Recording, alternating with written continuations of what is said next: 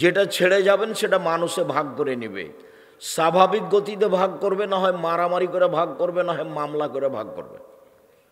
ভাই ভাই হলে হতে পারে, যেভাবেই হোক প্রয়োজনে মারামারি করে ভাগ করে নেবে। আমাদের গ্রামে বাপ মরার কিছুদিন পরে বাড়ির সব কিছু ভাগ করা শুরু করলো, তো এক পর্যায়ে ঢেঁকিটা কেটে ভাগ করে নিল। ঢেঁকিটা একজনকে দিয়ে দিবে এটা তারা মেনে নিতে পারেনি। যা আপনি রেখে যাচ্ছেন তা ভাগ হবেই, এ কথাই ঠিক। অতএব জীবনের নাম হলো মিছে মিছে, আছে আর নেই। একদিন দেখেছিলাম বয়স 40, তাই দেখি আজ 60। হঠাৎ দেখি ও আর নেই, তার নাম বয়স। মানুষ দুনিয়া ছেড়ে চলে যাবে, এ কথাই ঠিক, আজ হোক আর কাল হোক। আল্লাহ রসুলকে জিজ্ঞাসা করা হয়েছিল সবচেয়ে বুদ্ধিমানকে, তা আল্লাহ রসুল উত্তরে বললেন যে মরণকে স্মরণ করতে পারে সেই বুদ্ধিমান। সবচেয়ে বুদ্ধিমানকে, তো এইটা উত্তর, যে মরণকে স্মরণ করতে পারে সেই বুদ্ধিমান। মরণ একদিন হবেই, আজ হোক আর কাল হোক। আমি যখন মরণ একদিন আসবে এ বইটা লিখলাম, তো আমাদের পাশের এক উচ্চশিক্ষিত মাস্টার বললেন, মরণ একদিন আসবে এটা তো কমন কথা, তুমি এই নামে বই লিখলা কেন? তা আমি বললাম পড়েন।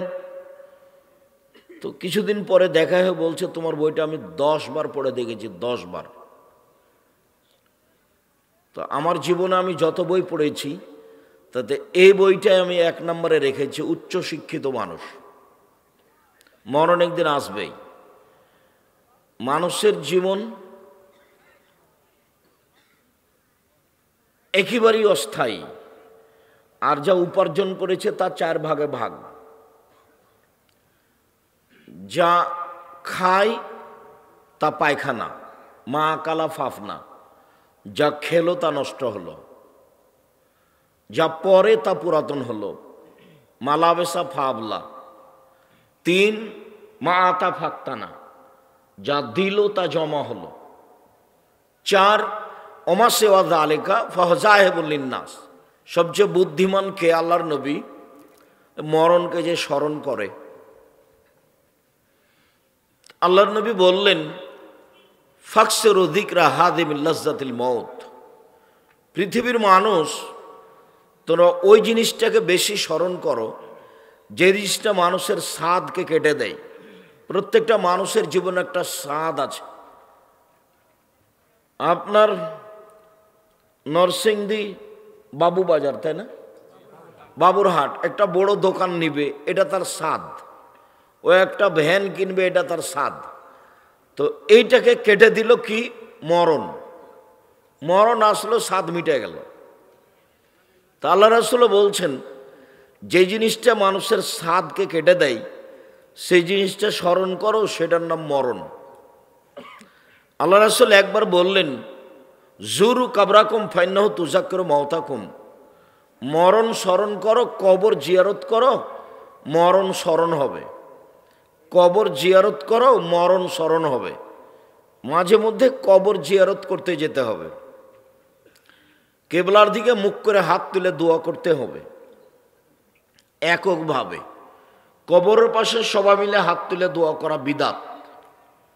দলবদ্ধভাবে কবরের পাশে দোয়া চলবে না। যেসব মাধ্যম দিয়ে আল্লাহর নবী মানুষকে পরকালমুখী করতে চেয়েছেন তার সবচেয়ে বড় মাধ্যম জাহান্নাম আর জান্নাত। জাহান্নাম, জাহান্নামের পরিচয় মহান আল্লাহ বলেন, ফাম্মা মান খাফফাত মাওয়াজিনুহু। যার নেকির পাল্লা হালকা হবে, তার থাকার জায়গা হবে অতীব গভীর গহ্বর হাবিয়ে। অমাদ্রাকা মাহে মোহাম্মদ সাল্লাল্লাহু আলাইহি সাল্লাম, আপনি কি বলতে পারেন হাবিয়া নামক জাহান্নামটি কি? আপনার কি তার পরিচয় জানা আছে? আমি বলি, নারুন হামিয়ে, তা হচ্ছে জ্বলন্ত উত্তপ্ত আগুন। জাহান্নাম বলতে আগুনের এক টুকরাকে বোঝানো হয়। জাহান্নাম বলতে আগুনের এক খণ্ডকে বোঝানো হয় জাহান্নাম। মহান আল্লাহ বলেন, কাল্লা লায়ুমবাদান্না ফিল হুতামা ওয়া মা আদরাকা মাল হুতামা নারুল্লাহিল মুকাদা। কখনো নহে, অবশ্যই অবশ্যই তাকে চূর্ণ বিচূর্ণকারী হোতামা নামক জাহান্নামে নিক্ষেপ করা হবে। মুহাম্মদ সাল্লাল্লাহু আলাইহি সাল্লাম, আপনি কি বলতে পারেন হোতামা নামক জাহান্নামটি কি? হোতামা নামক জাহান্নামের পরিচয় আপনার জানা আছে? আমি বলি, নারুল্লাহিল মুকাদা, তা হলো জ্বলন্ত উত্তপ্ত আগুন। আল্লাহ তাআলা জাহান্নামের পরিচয় দেন। আল্লাহ তাআলা বলেন, সাউসলিহে সাকার, অচিরেই আমি তাকে সাকার নামক জাহান্নামে নিক্ষেপ করব। ওমা আদরাকা মা সাকার, মুহাম্মদ সাল্লাল্লাহু আলাইহি সাল্লাম আপনি বলতে পারেন সাকার নামক জাহান্নামটি কি? লা তুবকি ওয়ালা তাদার, সাকার এমন একটি জাহান্নাম যে জাহান্নাম মানুষকে ছাড়বেও না, যে জাহান্নাম মানুষকে মারবেও না, যেখানে মানুষ মরেও না, যেখানে মানুষ বাঁচেও না, তার নাম জাহান্নাম। আল্লাহ তাআলা অন্য জায়গাতে বলেন, লা ইয়ামুতু ফিহা ওয়ালা ইয়াহইয়া, মানুষ জাহান্নামে মরবেও না, মানুষ জাহান্নামে বাঁচবেও না। এইটা আবার কি? আল্লাহ তাআলা অন্য জায়গাতে বলেন, ওয়াতিহিল মাউতু মিন কুল্লি মাকানিন ওয়া মা হুয়া বাইবানিয়াত, মরণ তাকে চতুর্দিক থেকে ঘিরে ধরবে কিন্তু মরবে না, তার নাম জাহান্নাম। আল্লাহ তাআলা বলেন, কাল্লা ইন্নাহা লাযা নাযাতান লিশাওয়া,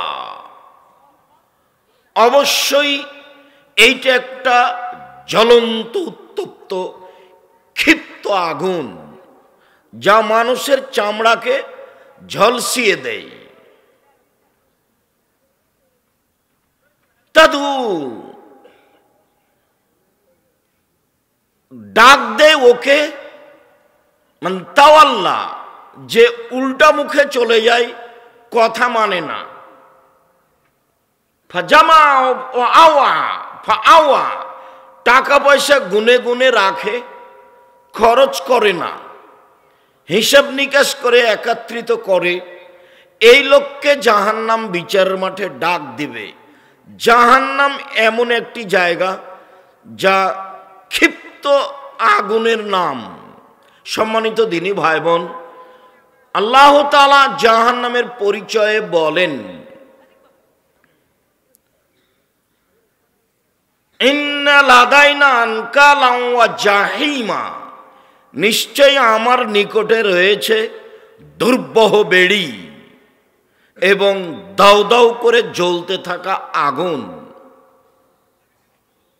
অতমান জাগুসা, কাঁটাযুক্ত খাদ্য, ও আযাবান আলিমা, আর কষ্টদায়ক শাস্তি, জাহান্নাম। ইন্না জাহান্নামা কানাত মিরসাদা, নিশ্চয় জাহান্নাম মানুষকে ধরার জন্য ওঁত পেতে বসে আছে। জাহান্নাম মানুষের শত্রু। লিত্তগিনা মাআবা, যারা স্বৈরাচারী, স্বেচ্ছাচারী, বদমেজাজি, অহংকারী, ধোঁকাবাজ, লুটতরাজ, রাহাজানি করে, জোর জুলুম করে বাড়িঘর দখল করে, মানুষকে জেল হাজতে দেয়, তার থাকার জায়গা জাহান্নাম। এই কথা আল্লাহ তাআলা বলেন জাহান্নামের পরিচয়ে। সংক্ষিপ্তভাবে কোরআন মাজিদ থেকে আপনার জন্য জাহান্নামের পরিচয় পেশ করছিলাম। এবার একটু আল্লাহ রাসূল বলেন, এদওয়ান ইবনে গাজওয়ান রাদিয়াল্লাহু তাআলা আনহু বলেন, আল্লাহর নবী বলেছেন, ইন্না সাখরাতাল লাযীমা লাতুলকা মিন শাফিরে জাহান্নাম ফাতাবি ফি কারিহা বাদা সাবিনা আম, একটা বিশাল পাথরের খণ্ড 1 কোটি মণ, 1000 কোটি মণ জাহান্নামের মুখের উপরে যদি ছেড়ে দেওয়া হয়, তাহলে নিচে পৌঁছিতে 70 বছর সময় লাগবে। 1 কোটি মণ ওজনের একটা পাথর যদি 1 ঘন্টার নিচে যায় কত কিলো যেতে পারে? 1 মাস, 1 বছর। 70 বছর গেলে কত কিলো যাবে মানুষ জানে না। জাহান্নাম কত গভীর। মুহাম্মদ সাল্লাল্লাহু আলাইহি সাল্লাম বলেন, সমস্ত মানুষ, সমস্ত জিন সব কিছু যদি একবারে জাহান্নামের দরজা দিয়ে ঢোকে, তাহলে দরজায় ঢুকতে কোনো অসুবিধা হবে না। তার নাম জাহান্নাম। জাহান্নাম বিচারের মাঠে থাকবে, জান্নাত থাকবে, আল্লাহ থাকবেন, ফেরেশতা থাকবেন, পশু প্রাণী থাকবে। বিচারের মাঠ কত বড়! আল্লাহ তাআলা বলেন, ওয়াইদাল আরদু মুদ্দাত, যেদিন পৃথিবীকে সম্প্রসারিত করা হবে, কত বড় করা হবে তা মানুষ জানে না।